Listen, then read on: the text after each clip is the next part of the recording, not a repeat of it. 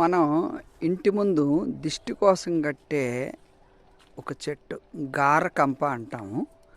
అది ఇలా ఉంటుంది.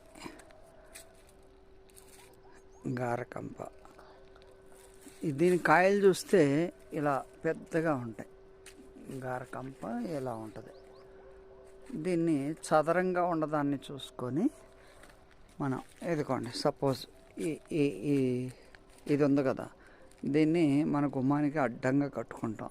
నిమ్మకాయలు, అది ఎండుమిర్చి కలిపి వీటికి కడితే దిష్టి దోషాలు ఏమి ఉండవు. అలాగే సేమ్ ఇలాగే ఉంటుంది ఇంకొకటి, దాన్ని చూపిస్తాను చూడండి. దాన్ని బలుసు అంటారు. ఇదిగోండి, ఇది బలుసు. దీని పూలు చూడండి, దీని పూలు చిన్నగా ఉంటాయి, కానీ ఆ కొమ్మ కానీ ఆకులు కానీ మీకు సేమ్ టు సేమ్ ఉంటాయి. దీని కాయలు కూడా చాలా చిన్నగా ఉంటాయి. ఇలా ఉంటాయి దీని కాయలు.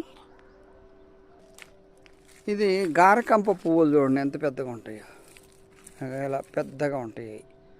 అదే బలుసు అయితే చూసారుగా, చాలా చిన్నగా ఉంటాయి అన్నమాట. గారకంప దిష్టికి వాడుకునేది గారకంప.